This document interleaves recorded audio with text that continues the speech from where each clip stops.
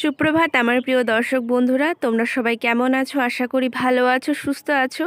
পশ্চিম মেদিনীপুর জেলার ছোট্ট গ্রাম থেকে আমি দীপা চলে এলাম তোমাদের সাথে নতুন আর একটা ব্লগ নিয়ে। তো প্রত্যেক দিন সকাল সকালে যেহেতু উঠি আর সকালের থেকে একটা শেয়ার করি, তো চলো গুড মর্নিং সবাইকে জানিয়ে দিলাম। আর সকালবেলা প্রত্যেক দিন সকালবেলা ছেলেকে আমি খেতে দিই আর ওকে দুধ পিডিয়াশিওর দিয়ে দিই আর নিজেরা চা খাই, তো সেটা থেকেই আজকেও শুরু হলো।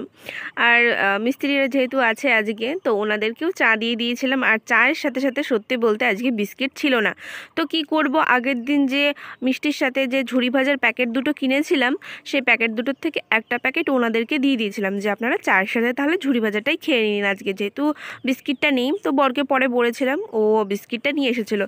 তো আমি আর একটা প্যাকেটের যে ঝুড়ি ভাজা ছিল তার থেকে কিছুটা ঢেলে রেখে দিয়েছিলাম ওর বাবার জন্য, আর কিছুটা আমি নিয়ে নিয়েছিলাম। আর আজকে ছেলেকে শুধুই দুধ দিয়েছিলাম, পিডিয়াশিওর দিতে পারিনি, কারণ পিডিয়াশিওরটা তো শেষ হয়ে গেছিলো। আর আজকেই অর্ডার দিয়ে দিয়েছি, পরের দিন যেহেতু মঙ্গলবার সেদিন চলে আসবে। আর ছেলে কিছুটা লেখালেখি করছিল এখানে, আর ওই করতে করতে না অনেকটাই লেট হয়ে গেছিলো। তারপরে দেখো বেলা গড়িয়ে গড়িয়ে 9:30 হয়ে গেছে।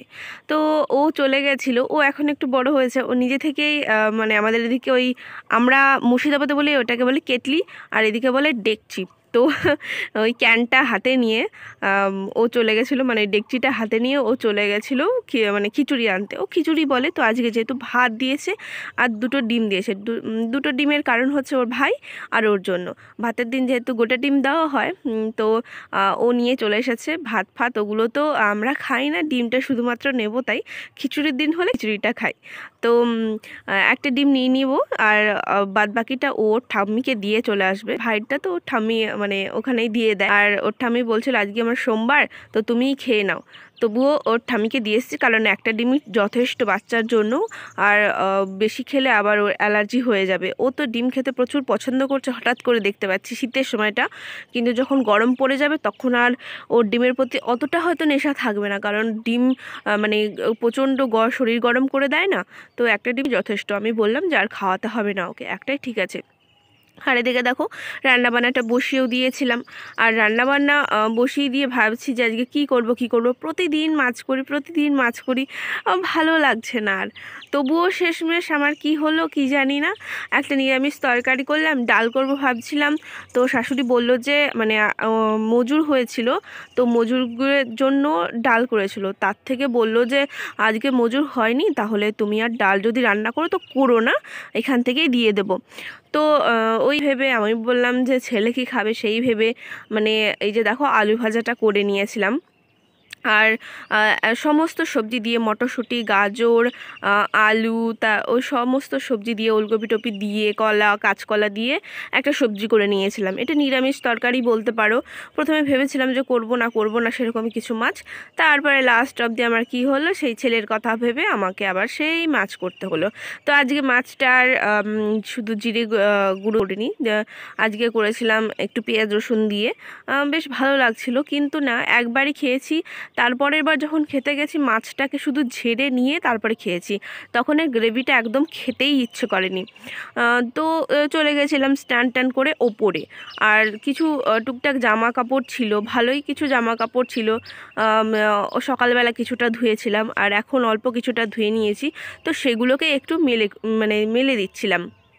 আর যেহেতু ছেলের আমার প্রতিদিনই হয়, আমি যে হয়তো নাইটিও চেঞ্জ করে করে আমি আর জল দিয়ে ধুই না এখন, আর ওই সাবান গুঁড়ি দিয়ে যাই বলো, তো সেটা দিয়েই ধোয়া হয় বলে আমারও সেরকম একটা অভ্যেস হয়ে গেছে যে না, এইগুলো আর আমি জল দিয়ে ধোবো না। আমি এখন আর ধোয়াই হয় না জল দিয়ে, আমার মনে পড়ে না যে আমি কবে জল দিয়ে ধুয়েছি।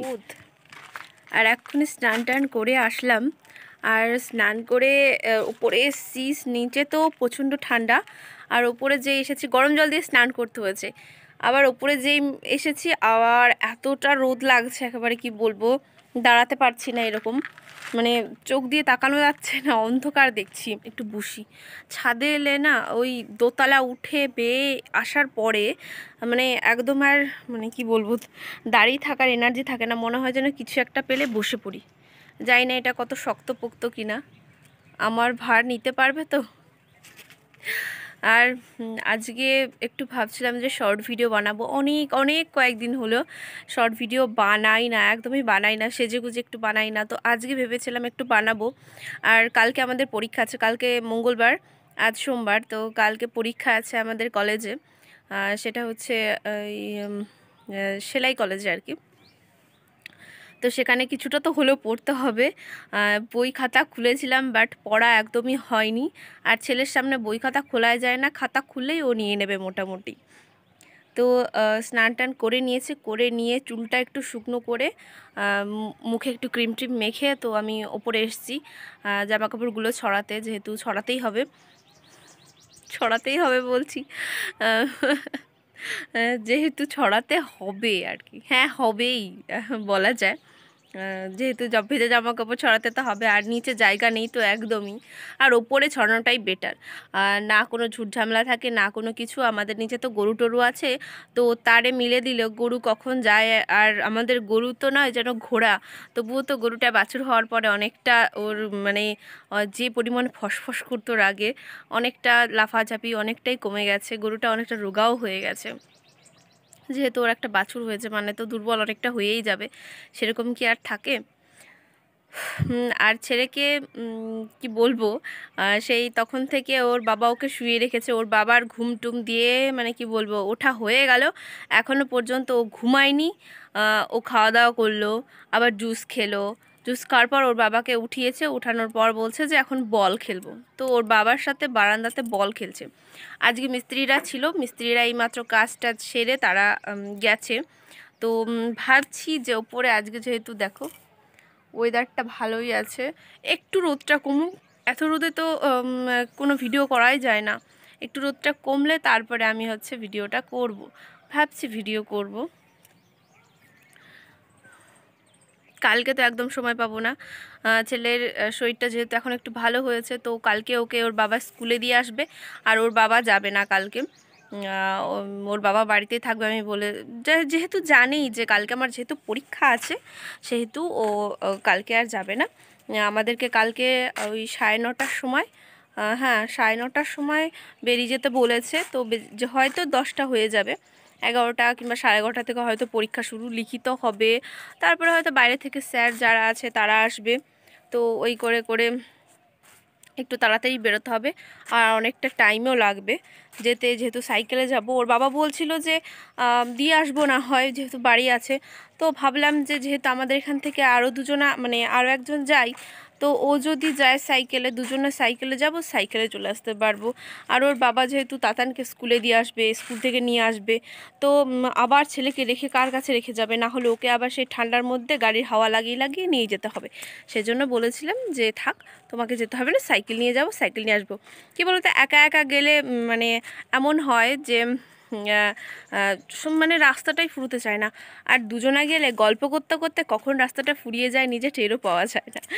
আমরা যখন স্কুলে যেতাম সবাই ওই লাইন ধরে ধরে একসাথে 2জন 3জন করে চলে যেতাম। সবাই রাস্তার লোকগুলো দেখলে অনেকে বকতো না যে হ্যাঁ তোরা একসাথে কেন যাচ্ছিস। তো এখন যাদের দেখি যে স্কুলে যায় বাচ্চাকে ছেড়ে দিয়ে আসার সময়, তো মনে পড়ে সেই দিনগুলো যে না আমরাও এই এককালে এরকম ড্রেস পরিয়ে সবাই একসাথে যেতাম।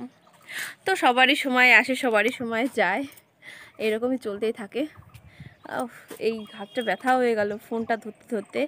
আর ভাবছি একটা এবার স্ট্যান্ড, মানে স্ট্যান্ড তো নেবই, তো ফোন মানে ব্লগ করার জন্য সেগুলোকে কি বলে আমি জানি না। তোমরা যদি কেউ জানো সেগুলো একটু কমেন্ট করে বলো তো, যে ব্লগ করার জন্য অন্তত মানে কি কি জিনিসগুলো কিনলে বেশ ভালো হয়।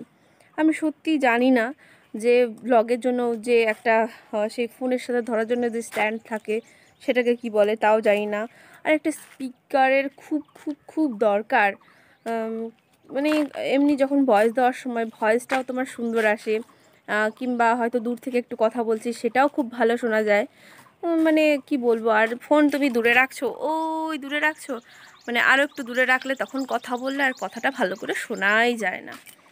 তো কি করব, আর একটা নিতে হবে। আর তোমরা যদি কেউ জানো যে কোনটা ভালো কোনটা কি, আর কি কি লাগে ভ্লগ করতে গেলে, মানে সরঞ্জাম বলো যন্ত্রপাতি বলো, প্লিজ আমাকে একটু জানিও। আমারও জানার খুব দরকার, কারণ আমি তো কিছুই জানি না। তো কি বলবো আর, এখন যাব, নিচে যাব, একটু রেডি হব, রেডি হয়ে রিলস বানাবো আর কি। তো আমি ফেসবুকেও করি বলতে ফেসবুক আমার খোলা আছে। আর ইনস্টাগ্রাম তো আমি দেখছি যে ফেসবুকের সাথে সাথে ইনস্টাগ্রামেও আমার এমনিই চলে যাচ্ছে। আর ফেসবুকে প্রফেশনাল মুডটা অন করা আছে আমার, বাট কেন জানি না মানে যে একটা থাকে না যে 60 হচ্ছে মানে 60,000 মিনিট, মানে হয়তো বা 1000 ঘন্টা নাকি জানি না, আচ্ছা মানে 1000 ঘন্টা, হয়তো 60,000 মিনিট মানে 1000 ঘন্টা হয়তো এরকমটা থাকে। তো ওটা মানে আমার হচ্ছে না, মানে ওটা দেখাচ্ছে না, কেন দেখাচ্ছে না তা বলতে পারবো না। সব ঠিক হয়েছে, বাট ওটা দেখাচ্ছে না, হয়তো বা কোনো একটা কিছুর জন্য ওটা থেমে আছে। তো যাই হোক, তোমরা অনেকে দেখতে পারো, মানে এখানে যারা আছো, তো আমার এই মানে এখানে যে ভ্লগ মানে ইউটিউবের চ্যানেলটা যেটা দীপা বিশ্বাস আদক দিয়ে খোলা, আমার ফেসবুকেও দীপা বিশ্বাস আদক দিয়েই খোলা আছে। আর আমার ইনস্টাগ্রামে খোলা আছে, সেটা হচ্ছে মায়াঙ্ক আদক দিয়ে। তো তোমরা চাইলে দেখতে পারো। তোমরা অনেকেই ভাবো যে এরা ভিডিও করে, এত রিল বানায়, সারাদিন ধরে কি এরা এই করে, আর কোনো কাজবাজ করে না?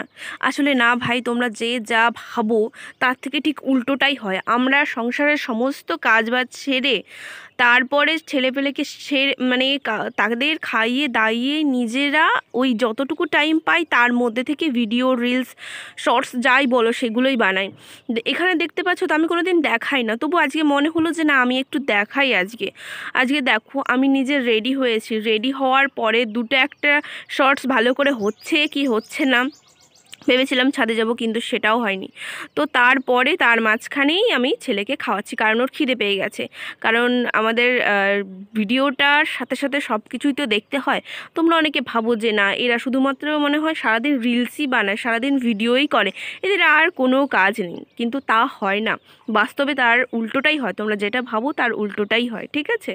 তো না হয় বাদই দিলাম, সব কিছু দেখাই না, তো মনে হলো আজকে একটু দেখাই, তো সেই জন্যই ওই করেছিলাম, আর কিছুই নয়। আর তারপরে রাত্রিবেলাটায় দেখো, তখন সন্ধে হয়ে গেছিলো, কি করেছিলাম, প্রেশার কুকারে কটা ভাত চাপিয়ে দিয়েছিলাম। আর তাছাড়া বিকেলবেলা কটা গরম ভাত, যেহেতু ছেলেকে যখন দেখালে আমি তখন মানে কি বলবো জামা কাপড় পরে সেজে গুজে ভাত কটা বসিয়ে দিয়ে এসে তারপরে শর্টস বানিয়ে তারপরে আবার কি করেছিলাম, যখন ভাতটা হয়ে গেছিলো তখন আবার ছেলেকে খাইয়ে দিচ্ছিলাম, এমনটাই করছিলাম। আর তারপরে যেহেতু কালকে আমার পরীক্ষাটা আছে, একটু বই না দেখলে তাহলে তো হয়ই না, তো একটু বইটাও পড়ে নিচ্ছিলাম।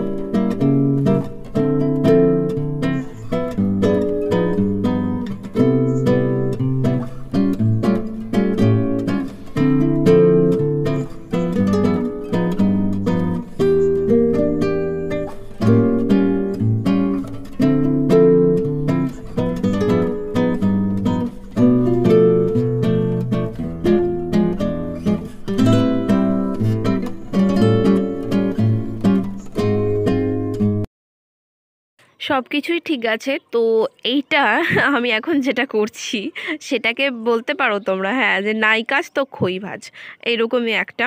আর তখন আমি কিছুটা সময় পেয়ে নিয়েছিলাম, তো শোয়ার আগে আমি ভাবছিলাম যে আমার যেহেতু স্ট্রেট চুল না, আমার স্ট্রেট চুল ভালো লাগে না, সত্যি সত্যি ভালো লাগে না আমার নিজের স্ট্রেট বলে। আমার মনে হয় যে আমার যদি একটু কোঁকড়ানো চুল থাকতো, যাদের কোঁকড়ানো চুল তাদের দেখে আমার ভীষণ ভালো লাগে, আমার খুব ইচ্ছা করে যে আমার যদি একটু কোঁকড়ানো চুল থাকতো।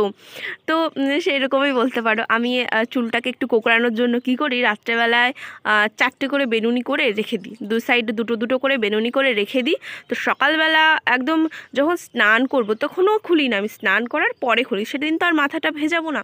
তো স্নান করার পরে তখন চুলটা খুলে বেশ কার্লি কার্লি হয়, আর এত ভালো লাগে আমার। তখন একটু বেনুনি করে রাখলে যেন বেশ ভালো লাগে আমার। আমি জানি না কেন, চুলটা কিন্তু শর্ট হয়ে যায় তখন, তখন আর লং থাকে না, একটু কুকড়ালে শর্ট হয়ে যায়। বাট আমার এত ভালো লাগে, সেই জন্য আমি কি করব, এই 4টে বেনুনি করে চারপাশে নয়, দুপাশে রেখে দেবো। তাহলে দেখবি সকালবেলা উঠলে যখন আমি চুলটা খুলবো তখন একদম সুন্দর কুকড়ে যায়। আর তুমি যদি এইটা মানে আজকে রাতে করে পরের দিন যদি দুপুরবেলার পরে খোলো, তখন দেখবে তোমার ওই কোকড়ানো চুলটা মানে উঠছে, সেই দিন সারাটা সময় থাকছে। তুমি যদি চুল খুলেও রাখো তবুও থাকবে। আমি মাঝে মাঝে এরকম করি, তোমরা কারা কারা করো প্লিজ জানিও আমাকে। তো চলো আজকে ভিডিওটা এই পর্যন্তই, পরের দিন আবার দেখা হবে তোমাদের সাথে। তো ঠিক আছে, গুড নাইট, বাই বাই।